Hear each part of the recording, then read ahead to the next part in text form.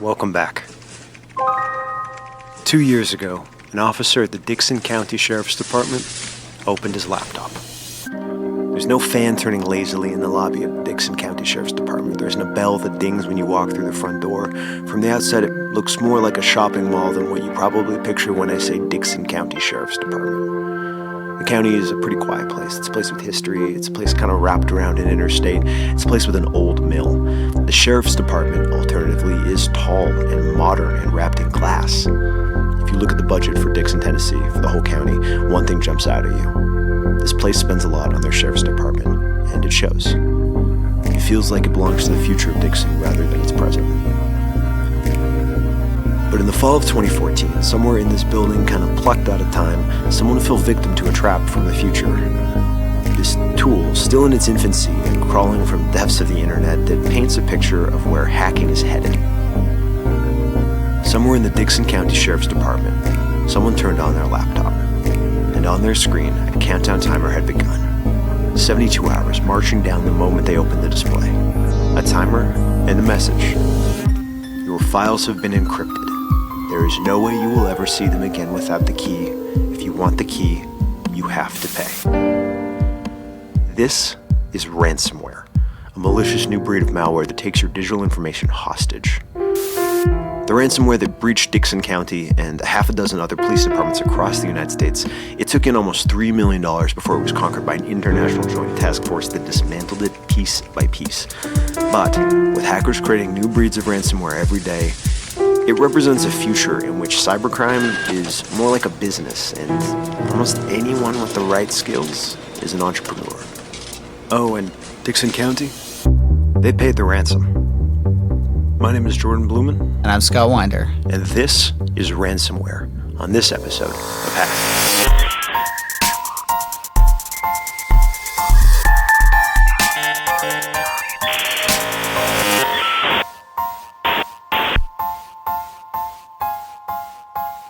Nothing better exemplifies the change that's happening in the cybersecurity world than ransomware.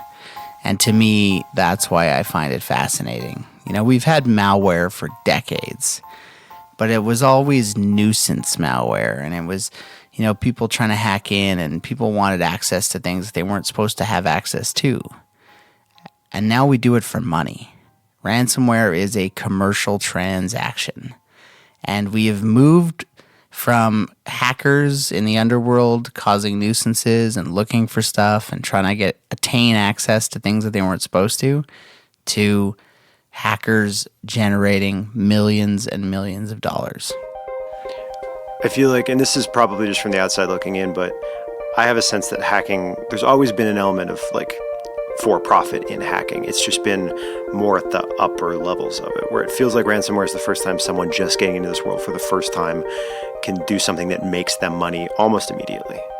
Yeah, I think that's probably because you saw hacking through the lens of pop culture.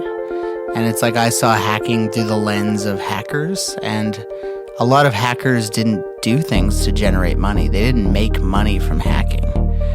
It wasn't something that you could easily do. Like, you know, a hacker who wanted to make money from hacking would have to use, you know, the tool set that is being able to hack as part of a chain that generated money. You know, there wasn't just some commercial thing. You didn't hack a bank and just move money. You know, that's the kind of quintessential pop culture reference, but, you know, that didn't happen all the time. Yeah, it's almost the difference between like a long con or a con artist versus someone who's just willing to mug you in the street. Yeah. Coming from your background, how would you have made money hacking?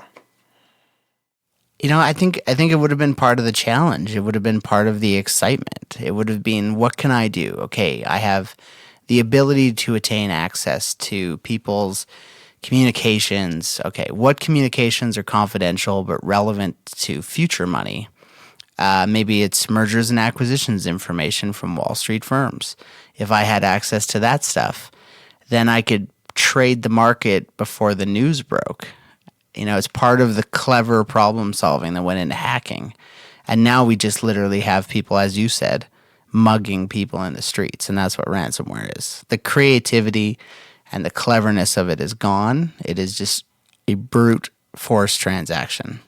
And it's also about the idea of casting a really, really, really wide net and seeing who bites. I mean, that's phishing. It's about putting this thing out there in the world as many times as you possibly can and seeing who falls victim to it. Whereas what you're talking about is the idea of staring down a target and going after them and using all of that creativity and those skills that a hacker has to facilitate that. Yeah, quality over quantity versus, quantity over quality.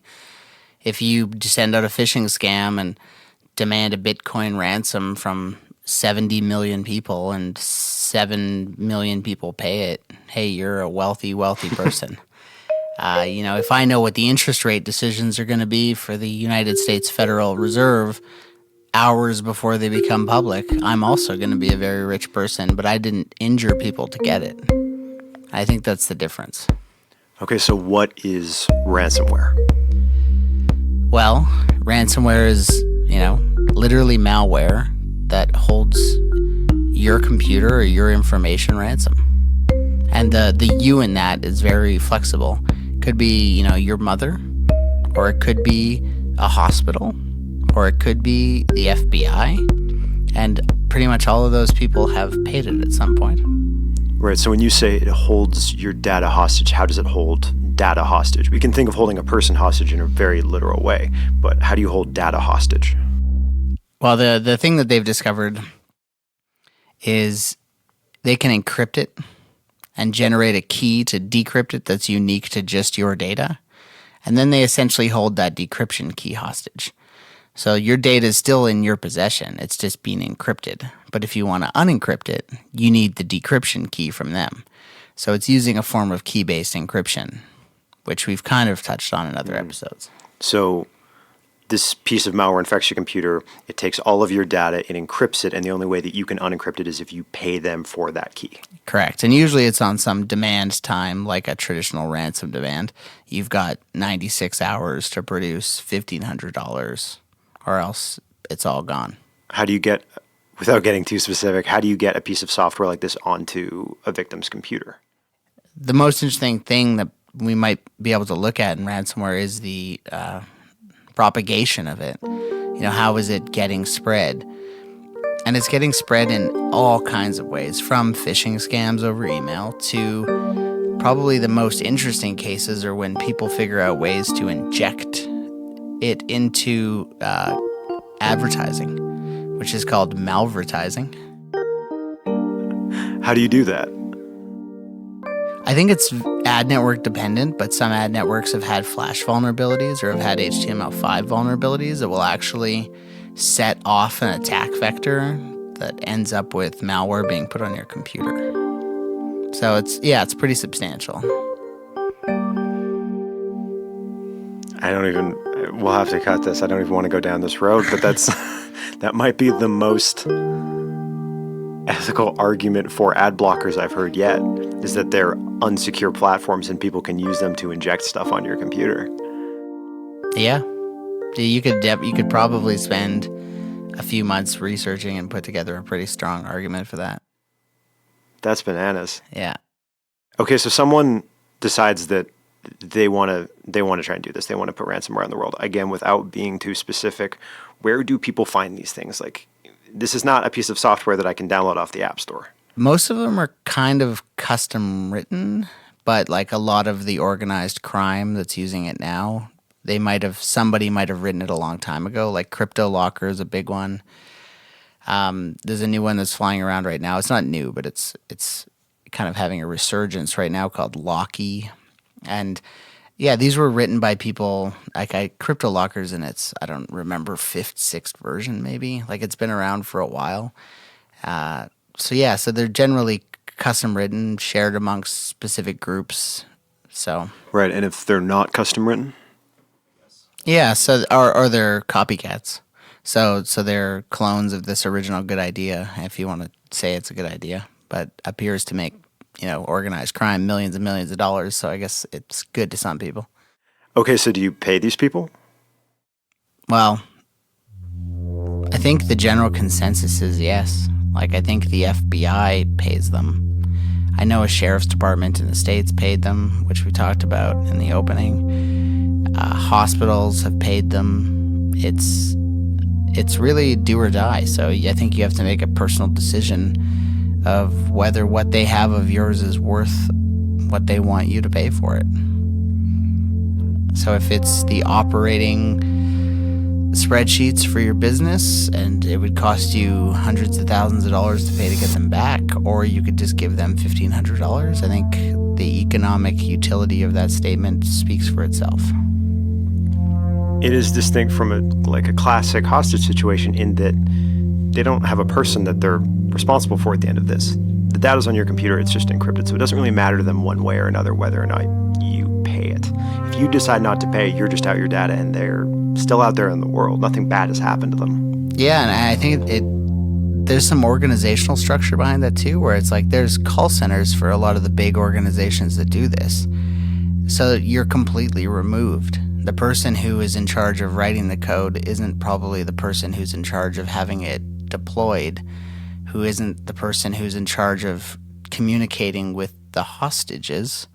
It's you're so far removed from it. You're just a call center worker at some point, and it's not on you. You're not the one deciding someone's life like you would be if you were truly holding someone hostage. So it's got levels of insanity and that are also levels of brilliance depending on what lens you're looking through. It's taking the skills of hacking and instead of being one phase in a long con, to use that term we used earlier, it's using them as a resource in starting up a business. And I feel like that's what's different about it. At least that's what feels different about it. Yeah, it is, petty level crime activity for profit. It is organized crime in the 21st century. I think it's worth asking, you're not willing to pay. Is there anything you can do to get this information back, or is it just lost to the world? Depends. So some of them aren't using strong enough encryption that people can actually reverse engineer the encryption. So some of them, and I don't know the exact ones or I would use them by name, but some of these different ransomware versions, if you have some of your original files and can feed in the encrypted version and the exact same version as an original, so maybe from an email or from a backup, it can actually figure out the decryption key and then you can decrypt your stuff. But most of the modern versions, no. It's heavy encryption and it's gone. I think it's tough because in that moment, I would be so angry and I would be so upset, even if it is just X amount of dollars for my data back. I'm so angry with these people, I don't want to give them money. Yeah, but they got you in the hook because they target specific file types, notably images, spreadsheets, Word documents.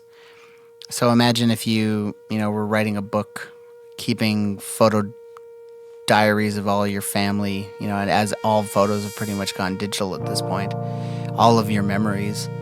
What are these things worth to you? Are they backed up to the cloud? Better question, was your cloud hit with ransomware? Because that's another major problem. What exactly happens when your backup gets infected? Yeah, so think about something like Google Drive or Apple iCloud Drive, Dropbox. These are services that keep files local on your computer, but then they replicate and sync to essentially a virtual hard drive in the sky. So if your files become encrypted on the local version and they sync to the virtual hard drive in the sky, assuming there isn't version control, all of the files in the cloud are now the encrypted versions, not the original versions. So, a lot of these little services like Dropbox have the ability to kind of look through some versions, hopefully. But for major corporations, this becomes a huge issue because you get something called hot site backups. So like a lot of big companies will have their entire technical infrastructure replicated at a separate server farm. So if something happens, the infrastructure immediately swaps over. So imagine your building with your server farm burns down. It's kind of okay because the server farm exists in another place and the data is kept in sync in real time, which is why it's called a hot site. It's not a cold site where they have to show up and turn the servers on and rebuild the data. It's live. So major companies will have this, but the issue is that if one site gets hit with a ransomware, it'll real-time sync to the hot site swap. So it's you're getting this like enterprise level headache. You've spent millions of dollars to have this second, technological infrastructure set up for you, but it can be ruined in a heartbeat. At that point, you're just paying someone to back up a virus that has compromised your system. Right.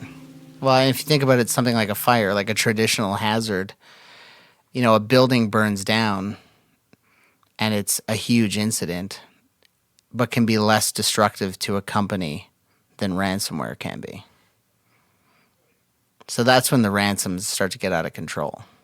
If they get into an infrastructure and encrypt an entire enterprise, databases, accounting software, every operational document, versions, logos, you name it. Imagine it all gone. Everything in public drives. And that U drive that you have at work, everything is gone. These people that are sending this software out, they send it out en masse. They try and get as many people infected as they can. Do they know when they've gotten that massive corporation whose information is worth millions versus your aunt with a couple of photos that's only willing to pay maybe a couple $100 for it? Yeah. I think I don't know the ins and outs of the technology enough to know exactly how it does, but I assume it's based on volume. Because the first thing it does, like if it hits your work computer, the first thing it does is it looks not only at what's on your computer, but what's on the network that it can reach. So it starts to spread through the network. So imagine in a big company where you've got thousands of computers maybe accessible over the network or sharing files back and forth, and they're literally just sharing the ransomware, back and forth. Okay, so how do you defend against this either as an individual or as an organization that has this massive network of connected computers? It's tough. The way, there's no... Man, I don't even know what to say to that. There's no level of organization that's really figured out how to avoid it. Like, it hits everybody. I know one of the things that's becoming more common is like a sandboxing system, so that the second you download any file or any file downloads on your computer, it kind of lives inside of a little small virtual machine on your computer, so that you kind of get to run it in there and ensure that it works. So it won't have access to any other files on the hard drive. It won't have access to the network. It won't have any access to that stuff until it's been proven clean, which at that point it can come out. But, those are expensive enterprise level systems. I'm sure there are other things that I'm not super familiar with them. If anybody knows any, feel free to tweet them at us. And what about for an individual? Be smart. Same old, comes down to being smart. But then again, to go back to propagation, I can't remember exactly who it was, but I think it was an FTP client for OS X. Somebody had hacked their server so that if you downloaded the installer over the course of 1 week, inside of that installer, it also installed ransomware. It's, as the more walls you put up, the more clever people become, and it seems people keep becoming more and more clever, so... I don't know if the best way to protecting it is just to keep your wits about you when you're doing stuff. Which is kind of the exact opposite way of how people actually interact with computers now. We're becoming way more trusting, even as things get theoretically a lot more dangerous. I think that's the game now. The more trusting that the end user becomes, the more field they've created for the hackers to play. So last episode, we mentioned having some potentially... What's a good way to get into this? Last episode, we mentioned some of the delays and some other things that were going on that we were trying to get going to kind of allow us to do more of this. And we were very, very, very hush-hush about it, but the press release has kind of gone out, so it seems like we can probably talk about it. Yeah, so we... Why don't you just read the press release? Sure, let's just read the press release. Network Media Group Incorporated is pleased to announce it has acquired the exclusive rights to adapt the iTunes podcast Hacked as a television series. Created by tech entrepreneurs and storytellers, Scott Francis Winder and Jordan Bloemen. The Hacked podcast explores the curious, enlightening, and occasionally criminal underbelly of the internet.